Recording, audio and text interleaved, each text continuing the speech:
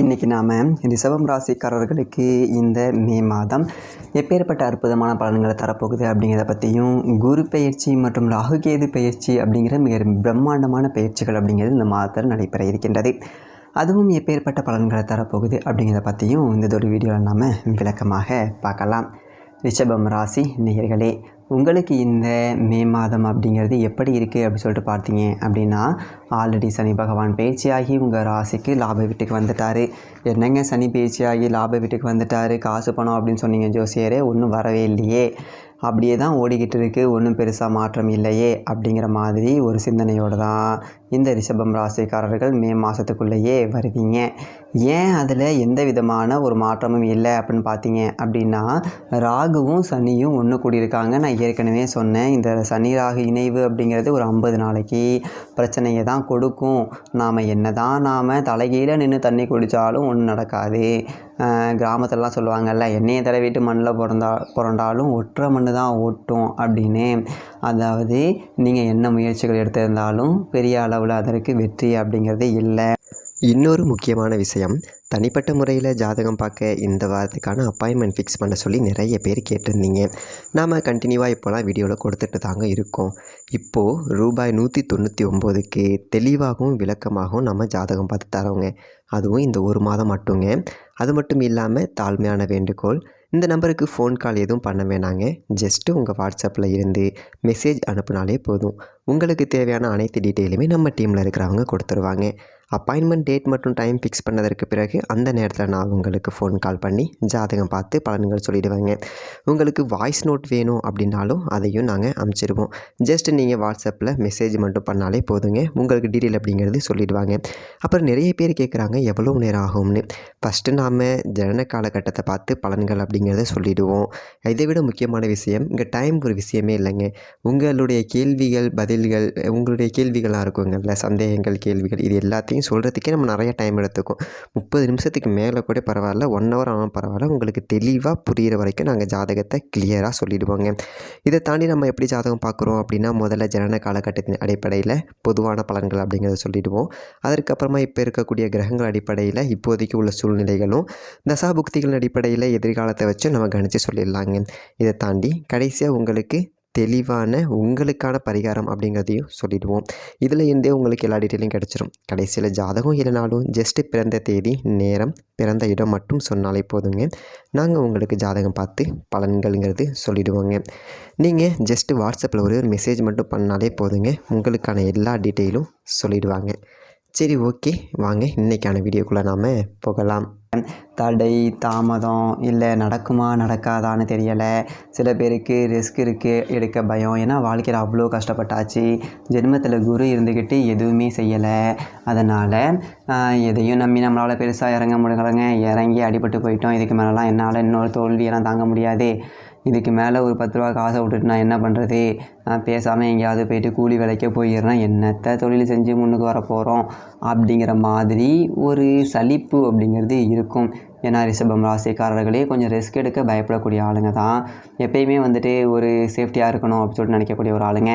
ஆனால் இந்த மாதிரியான ஒரு நிலைமை அப்படிங்கிறது இந்த மே மாதத்தில் மாறிடும்.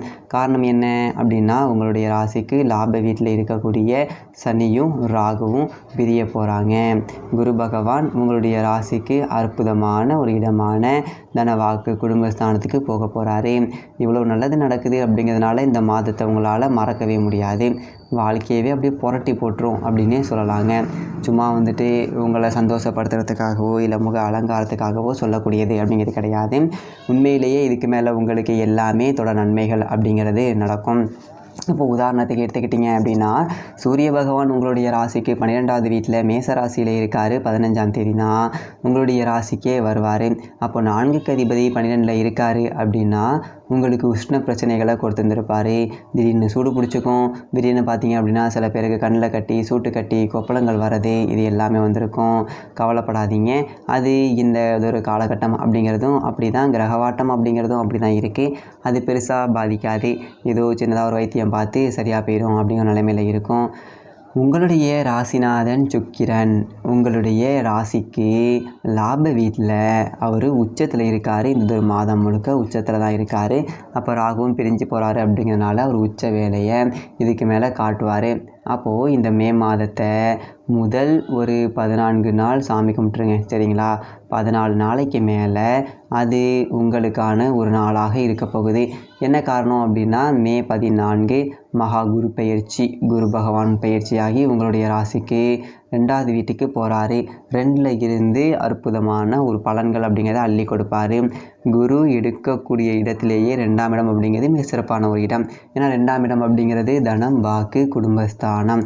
தனம், காசு, பணம் அள்ளி கொடுக்க போகிறாரு குரு. நீங்கள் செய்த ஒரு முயற்சிகள் எல்லாத்துக்குமே பணம் அப்படிங்கிறது வந்திருக்காது.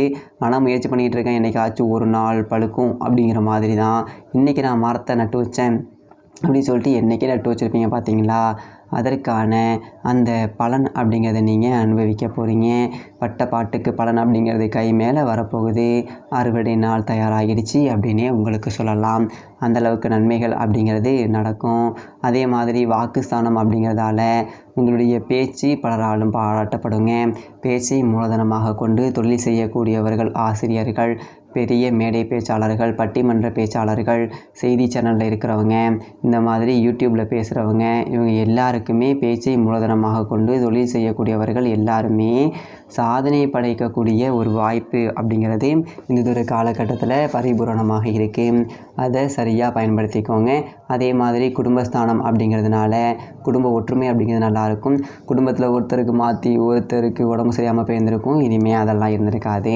அதே மாதிரி குடும்பத்தோட எங்கேயாவது வெளியில் டூருக்கு போயிட்டு வரலாம், சந்தோஷமாக நேரத்தை செலவிடுவீங்க. குடும்ப உறுப்பினர்களோட அதிக நேரம் அப்படிங்கிறத செலவு பண்ணுவீங்க. அதே மாதிரி உங்களோட அந்த சொல்லுக்கு செல்வாக்கு அப்படிங்கிறது அதிகமாகும். குடும்பத்தில் என்ன முக்கியமான விஷயம் முடிவெடுக்கணும் அப்படின்னாலும் உங்களை ஒரு வார்த்தை கேட்டுட்டு தான் செய்வாங்க.